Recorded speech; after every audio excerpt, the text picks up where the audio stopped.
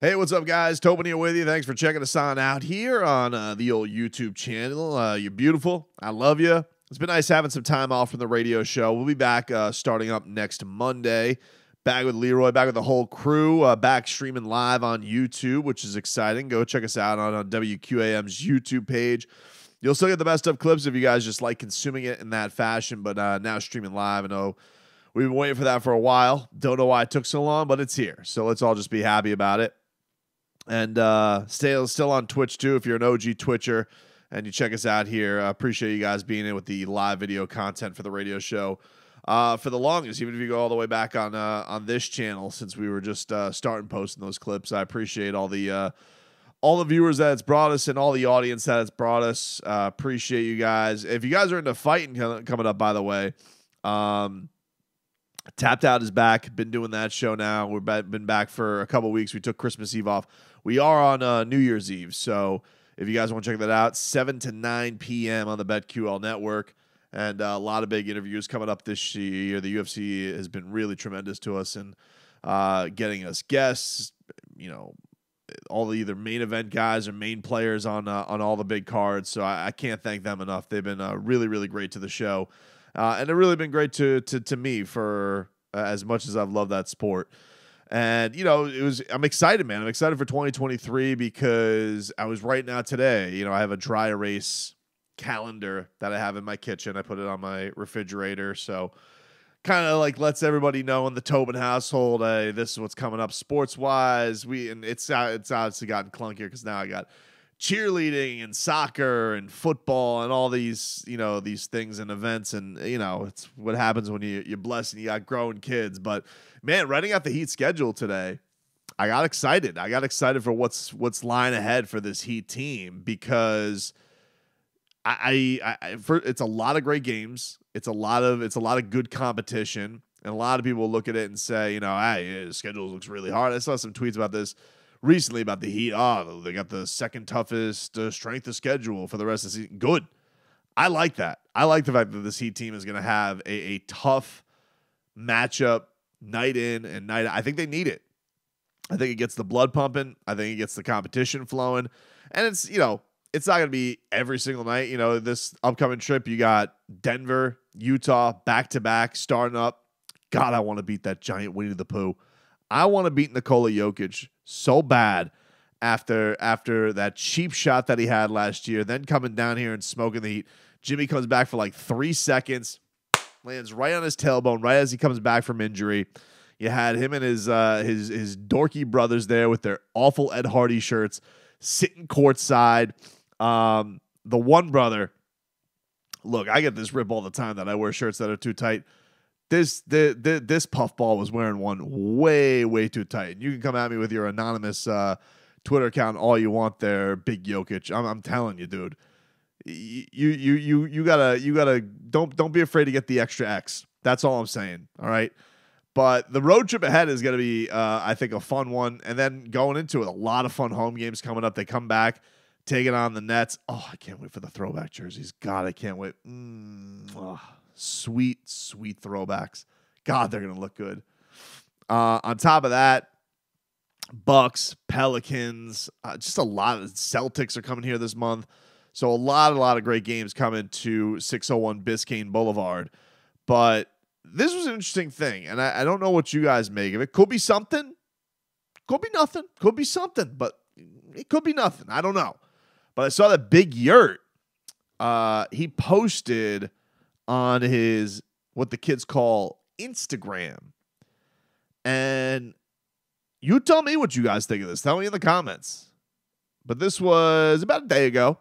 It's a picture of Yurt. He's on the bench with Tyler Hero, Victor Oladipo, and Drew Smith. And it says, can't wait to go to battle with my boys again. Sword emoji, crossing swords emoji, hashtag Yurtseven. And then the sevens jackpot thingy emoji. And I don't know. I was kind of this kind of made me go, piqued my interest. Because I was like, why is he posting that? Why would he post that? Is he posting that because maybe the return will be a lot sooner than we think it will be? Is it coming soon? He did not travel with the team. Him and Dwayne Dedmon, neither one of them travel with the team on this trip, which is, going to be a lot for Orlando Robinson. I mean, maybe he's seeing Orlando Robinson perform pretty well, and he's thinking to himself, man, I better push my ass to get out there because, last year he had that one little run with 13 starts and he did good. But, I'm sure he's thinking about what an opportunity this season could have been. And we've seen with this Heat team, look at a guy like Caleb Martin, one good year and you're setting yourself up with a nice deal. I'm sure he had to be thinking to himself, man, I am blowing it here. Not being able to play, even though it's not his fault. That's a crazy injury. It's, you got these bone spurs in your ankle. How the hell are you supposed to know what the hell's going to go on there? But I did find it interesting. Why post that? Is he posting it because a return is nearing? Was he just going through some feelings? I don't know. And it is interesting because I think he would have had an opportunity. I mean, you think about first preseason game out of the gate, they started him and Bam together. And, he did a lot. I mean, Yurt was doing a lot of chirping in the preseason about how he can unlock Bam to be, truly what he is, that they could be a couple of beasts together. A lot of big talking from Big Yurt. And it's not like really what I would just like from him is for him to ideally be in the Dwayne Dedmon role, who, Dwayne, God love him. I mean, he's trying, but it's not just the idea of how the metrics have looked with the mechanic out there. He just physically, and I'm glad he's getting some rest. He physically just does not look right. And he is clearly laboring all the way through this. And they gave him, the contract before the year. So maybe he feels like he's got to do what he can to gut it out, but he doesn't look right. He doesn't look like the guy who got there. It reminds me a lot of actually like what Birdman did. When Birdman came initially to the Heat, amazing. Amazing, great energy, real spark plug, fan favorite. And then, injuries kind of took their toll on Birdman. He just wasn't the same guy. Still wildly popular, but just didn't have that same effect that he did when he initially burst onto the scene. So, I think you're probably looks at what Orlando Robinson's doing. It's like, man, that's at least what I'm supposed to be doing, at least of it.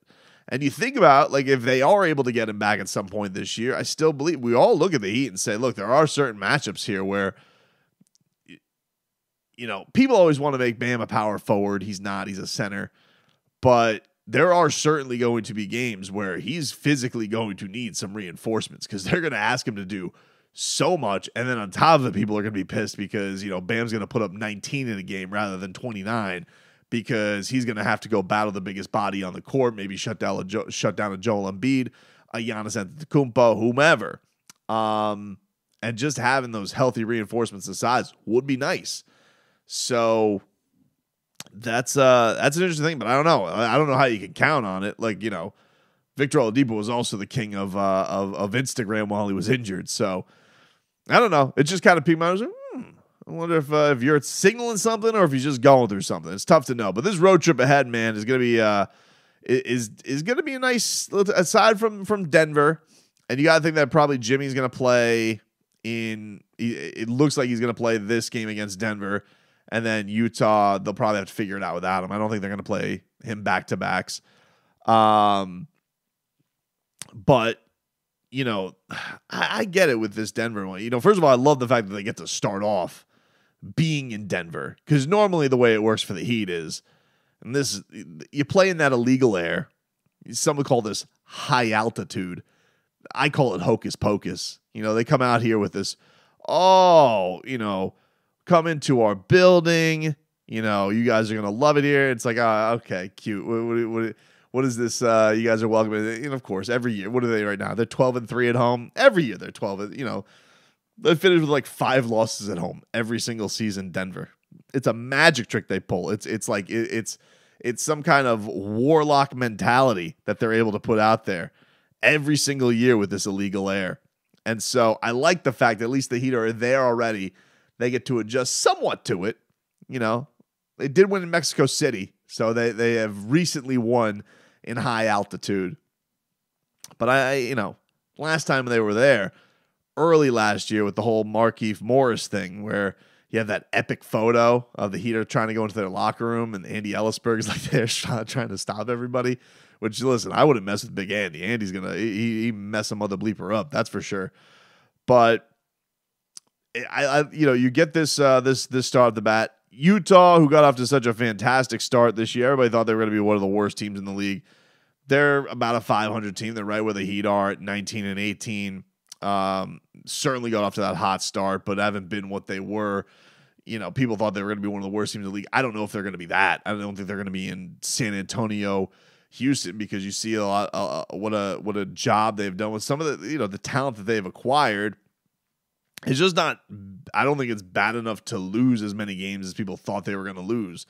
Which it makes a lot of sense when you look at them. You're like, oh, that kind of makes sense why they didn't lose. It's the same thing with Indiana. People are like, oh, Indiana's going to lose so many games. And you kind of look up and down the roster and be like, yeah, but these guys aren't that bad. Like you look at the teams that are bad and you're like, oh, they're either bad or they're super young. You're like, I get why that team has 10 wins and that's it. The other teams, you're like, yes, you got a hot shooting night. They should be good enough to win some games. Doesn't really make sense why everybody kind of wrote them off there from Jump Street. But that aside, then you get to LA. He got a lot of time in LA, which could be a good thing, could be a bad thing. You get the Clippers game. I think then they got 2 days off until they take on the Lakers for a little rematch with LeBron. Who knows what kind of flirtations he's going to be doing with the Heat by then. And then you close it out with Phoenix, who's dealing with their own injury issues, of course, too. So, yeah, it could be a daunting trip, but it also, you think about some of the injuries, about if the Heat can, I don't think it's unreasonable to think this should be a winning road trip. I don't know if, I think 4-1's, you're getting pretty greedy if you're thinking 4-1 on this trip. But if they can come back on this trip and you can go 3-2 on it, I think you're sitting real pretty. But God, I really want that Denver game. I really do. I would love to start off with a win against them.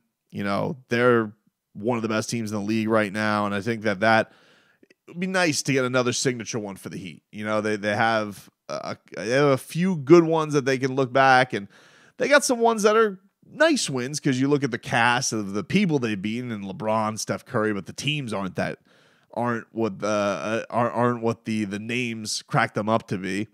So I think for the Heat, if they could just set the tone right off the bat on this road trip. And Spo has even said, Spo knows it's a tough test going into this trip. Our guys are intelligent. They understand, what this road trip is about. We're playing high-quality teams. We have to play well on both ends of the court. We have to be very connected. And then you have to go through some things. It's always a little bit gnarly when you go on the road, and that's the part of it that I like. I want to see how we respond and see if that brings out a higher level in our basketball team. So get your sleepy poos in. It's going to be some late nights ahead, everybody. And we'll try and recap. And that's the beauty of not having to get up at the ass crack of dawn on some of these. I can watch West Coast games now. Not sweat the sleep. I go to bed at 1:30 in the morning. Who cares? I'm good, baby. You get me. You put me to bed at 1:30 and you wake me up at 6:30 from what I used to be doing. Whew, that's like a Rip Van Winkle. That's a Rip Van Winkle slumber, dude. I am not sweating it at all. I can't wait for some West Coast heat, dude. I am excited, very excited. That being said, go get this one tomorrow against that giant Pooh Bear out there. All right, and no dirty tricks from that Jokic. Him and his brothers with their too tight polos. Too tight, too bright. All right, get your mind right, Jokic brothers. Tired of your ass and your anonymous tweets. By the way, I just want to say from the bottom of my heart, because I haven't been able to do this on the radio show this week, Jimmy Butler, great game against the Lakers. However, -1, dude. I will not, under any circumstances, allow Udonis Haslem old jokes while I'm on the job. All right, you think you're sneaky, you slip it past there, you put little banners up there from the 20s and 30s. You think it's ha ha ha ha ha. It's funny. It's a UD old joke. No, we don't tolerate that here, Jimmy. -1. Okay, dude. By the way, congrats to UD. That's awesome. And I love seeing the entire team go out there for Udonis Haslem. and be Bam, the whole organization going out there to support you getting his high school jersey retired. Really, really, really cool to see. The OG get. I'm kind of surprised it took this long, to be honest with you. Now, I mean that's another story for another day. But either way, it has happened. That's the point of it, and certainly deserved from Udonis Haslam. But I think a cool thing that you get these moments for the team to go out there and have these bonding moments for a guy who means a lot to a lot of people in that organization, everybody in that locker room, and to see them all go out there and support him was a really, really cool thing to see.